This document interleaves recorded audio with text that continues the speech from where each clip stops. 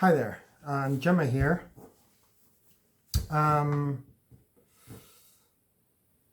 I feel compelled um,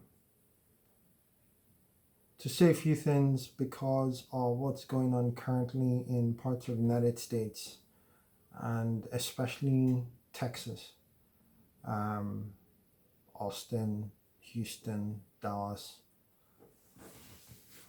Those guys are going through a very hard time just now, and that kind of goes without saying. I have friends there, certainly the last two cities. I may have friends in Austin that I don't know of. I don't know.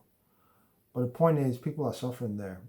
In fact, tonight I saw drone footage of um, folks queuing outside of a store. And I kind of measured the distance. And how I measured the distance was I looked at the vehicle driving up along the road from when it turned off out of the parking lot of the whatever large, perhaps wholesale store it was, where the people started queuing up. And I counted the seconds until when the um, the queuing stopped, and it was about 42 seconds. Now, I may be making an assumption here, but I figured the guy, perhaps from a safety point of view, perhaps also because was looking at the length of the queues, was perhaps driving anywhere between 15 and 20, 25 miles an hour. I suspect deeply he was not driving up to 20 miles an hour, probably 15, safe estimate. I did a quick calculation, and what I realized was that that queue lasted about 280 meters. That's 280 meters of people queuing back to back in extremely cold weather. Now, I don't know the real story as to why they were queuing up, but I suspect it was for supplies of some kind, whether it was food or clothing items or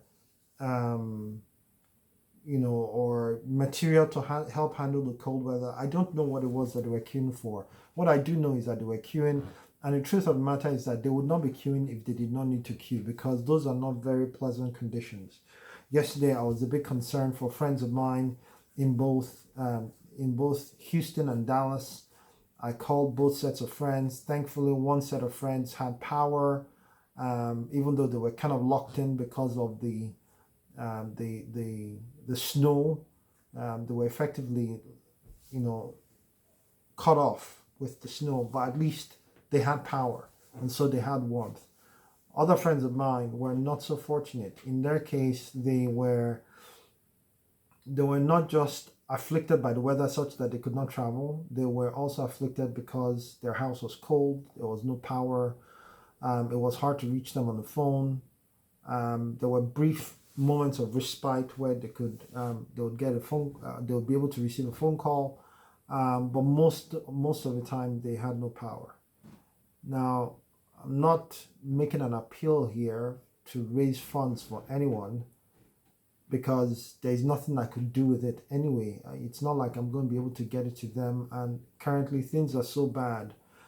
I mean, I try to, even ordering anything for them now is a bit difficult, because it looks like the earliest they would be able to get anything is like next week, which is horrible, because the sad weather conditions do not end until about the weekend. So it's like they have a few more days of endurance. Meanwhile, people are dying. Now, I'm not trying to create any drama around this or try to create any big sense of alarm, but it is an alarming situation, because as far as I can tell, and it's not like my physical geography of Texas is great, but as far as I can tell, this is not exactly the kind of weather they'll be expecting at this time of year in that particular location. Now, I have been in Houston before, or in particular Dallas before, at a time when the temperatures plummeted from somewhere around. I remember we went for a meeting. It was somewhere around 75 degrees Fahrenheit. And by evening, it had plummeted to about 32, 33, somewhere between 32 and 35 degrees. And I remember all of a sudden feeling the chills, and it was not particularly pleasant. And now we're not just talking about plummeting to like 32, we're talking about plummeting to -3. That is not pleasant. Not pleasant at all. And these people are suffering. The reason why I'm talking about this is I'm hoping that some of you out there who may hear this, who may be in parts of the United States, who can do something physical from wherever you are. If you can, please do something for someone. You don't have to do for everybody, but it will matter to that one person that you do that thing for, because it matters to that one. I'll tell you a story. There was a story of a boy who a man was walking along the beach, and he saw this boy who was tossing starfish back into the waters of the beach. It was a young boy, maybe about 7, 8, or 9 at the most.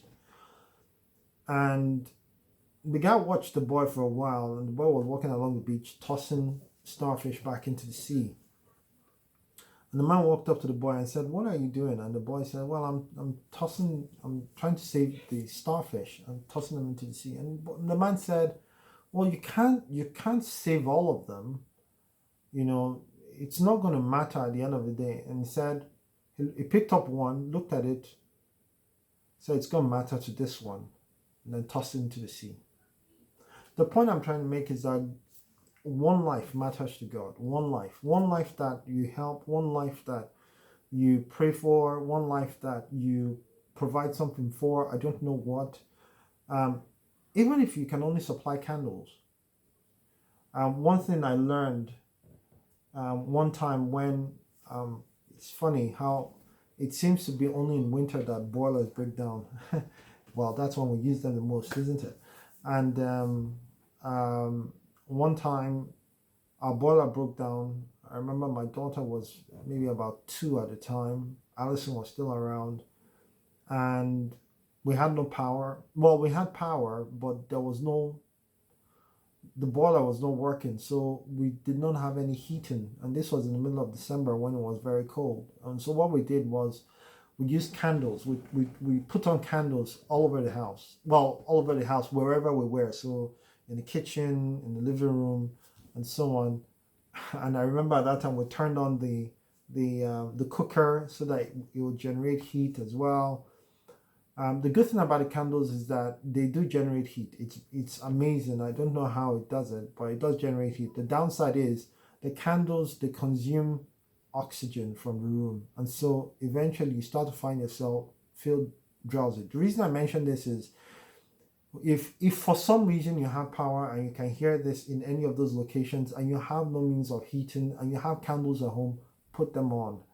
But in saying put them on, you need to be careful, because the problem with candles is that they consume oxygen, and as they consume oxygen, then there is an increase in carbon monoxide, which can cause carbon monoxide, poisoning, drowsiness, and then you sleep and then you don't wake up and so on. So one has to be very careful about it. Please don't take this for official advice. It's not official advice. It's just a suggestion. If you're going to put candles on, remember to turn them off after a while of it heating up the room. Don't leave it on perpetually, because it could cause trouble from there.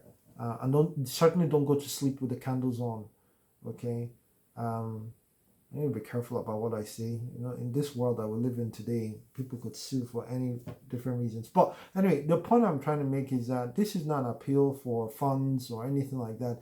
This is an appeal for folks, good people like yourselves who can hear this, to pray for those who are going through the difficulties in Texas in particular. I think this is happening in many places in the States just now, but I think it's worse for Texas because these are conditions that they are not used to, and in particular, they've had an ice storm. Things are bad, and it's concerning times, and I'm concerned not just for my friends who are there, but I'm also concerned for others who I don't even know, because every life matters to God. Every life matters to God. So please pray for them. If you can deliver hot food to a neighbor, to a friend, if you can, then please do so. If you can't, please pray.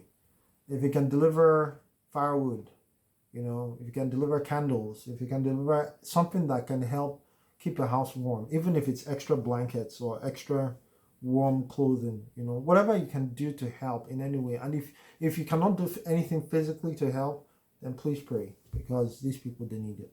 All right? Okay, take care. God bless you. Bye.